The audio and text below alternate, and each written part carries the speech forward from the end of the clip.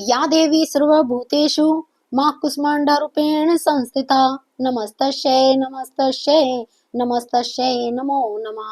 स्वागत है आप सभी का हमारी विशेष नवरात्रि श्रृंखला में। चैत्र नवरात्रि का आज चौथा दिन है। इस दिन देवी दुर्गा के चतुर्थ स्वरूप यानी माता कूष्मांडा की पूजा अर्चना की जाती है।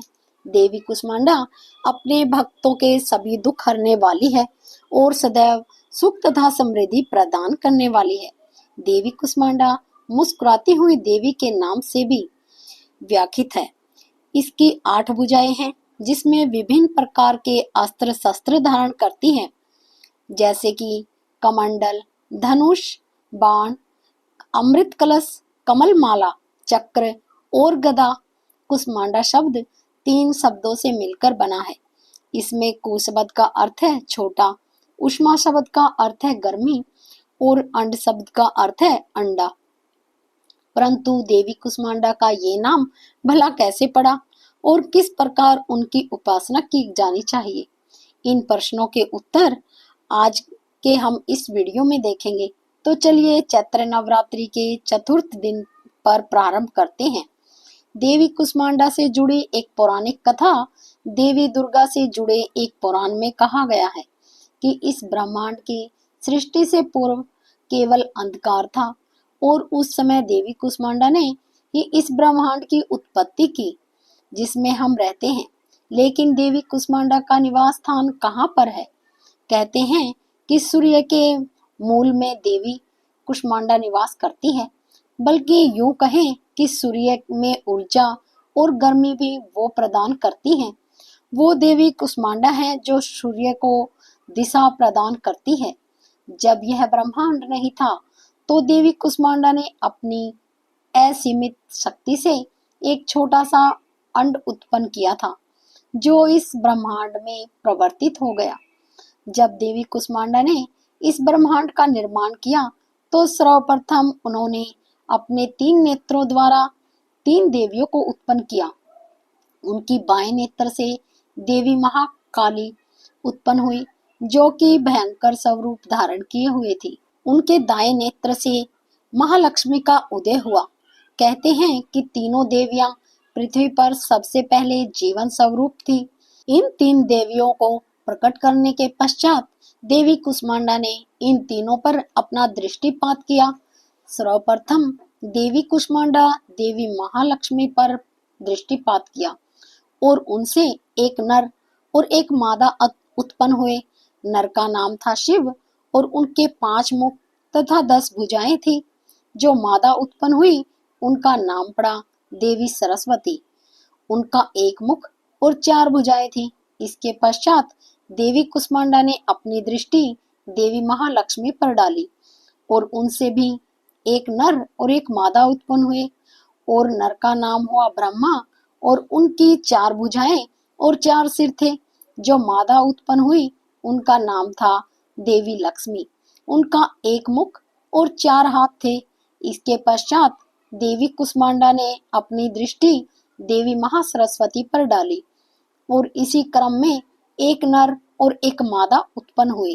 नर का नाम था श्री विष्णु और उनका 1 सिर और 4 भुजाएं थी। मादा का भी 1 सिर और 4 भुजाएं थी और उनका नाम शक्ति हुआ। और इस प्रकार जैसे कि आप जानते हैं, देवी लक्ष्मी ने भगवान विष्णु को अपने वर के रूप में चुना, शक्ति ने भगवान शिव से विवाह किया और देवी सरस्वती भगवान ब्रह्मा की अर्धांगिनी हुई। विवाह उपरांत इन तीनों दंपतियों ने इस ब्रह्मांड को जीवों से भर दिया। जब ब्रह्मांड में सृष्टि का कार्य पूर्ण हो गया तो देवी कूष्मांडा ने इन सबको पुनः अपने में समाहित कर लिया और इसके पश्चात देवी कूष्मांडा भी स्वयं ऊर्जा से भरे हुए एक गोले के रूप में विद्यमान हो गई जो इस संपूर्ण ब्रह्मांड को गर्मी तथा उष्मा प्रदान करता है। तो ये थी पुराणों में वर्णित देवी कूष्मांडा की पौराणिक कथा। नवरात्रि के चौथे दिन देवी कूष्मांडा की पूजा आराधना करने का प्रावधान है। उनकी पूजा करने के लिए प्रातःकाल ब्रह्म मुहूर्त में उठकर स्नान इत्यादि से स्वच्छ होकर एक स्थान पर माता का विग्रह स्थापित करना चाहिए इसके पश्चात उन्हें शुद्ध जल और पंचामृत से स्नान करवाएं।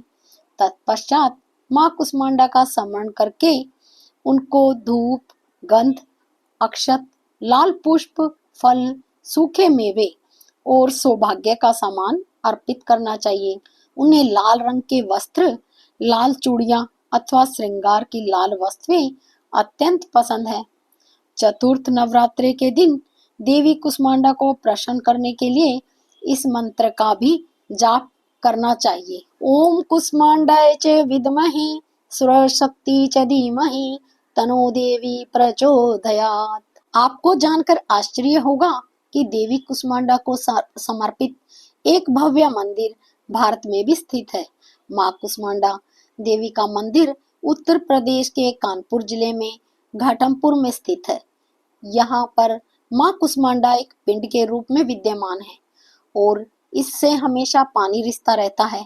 स्थानीय लोगों का मानना कि मंदिर में अर्पित किया जाने वाला पानी कई दुखों का निवारण करता है और इसके साथ ही इस पानी को आंखों में लगाने से आंखों की रोशनी भी बढ़ जाती है। सन 1380 में राजा घटमदेव हुए, जो कि स्थान पर देवी कुष्मांडा के दर्शन करने के लिए आए थे और उन्होंने ही अपने नाम पे घटमपुर कस्बे को बसा दिया और देवी के लिए एक भव्य मंदिर का निर्माण किया। सन 1890 में इस मंदिर का पुनर्निर्माण करवाया गया और यहाँ पर रहने वाले स्थानीय बंजारों के समुदाय ने यहाँ पर एक मठ की नींव रखी। उत्तर प्रदेश का कानपुर देश के सभी प्रमुख शहरों से रेल, सड़क और हवाई मार्ग से जुड़े हुआ है। यहाँ पर आप किसी भी माध्यम से पहुंच सकते हैं। इसके अतिरिक्त देश में देवी कुष्मांडा की समर्पित कुछ अन्य मंदिर भी हैं। जो ये थी चैत्र नवरात्रि के उपलक्ष्य में चौथे दिन पर देवी कुष्मांडा की पौराणिक कथा और उनसे जुड़ी हुई विशेष जानकारियाँ। ये वीडियो आपको कैसा लगा हमें नीचे कमेंट्स बॉक्स में लिखकर जरूर बताइएगा। हमारे शास्त्रों की इन पौराणिक कथाओं को सुनना अगर आपको अच्छा लगता है और आप चाहते हैं कि इस कार्य को ऐसे ही आगे बढ़ाते रहें, तो चैनल को सब्सक्राइब अवश्य करना, क्योंकि आपके लाइक और सब्सक्राइब मेरे लिए महत्वपूर्ण रखते हैं। इनसे मुझे प्रोत्साहन मिलता है। हम आपसे जल्द ही मिलेंगे नवरात्रि के 5वें दिन की कथाओं के साथ। जय माता कुष्मांडा।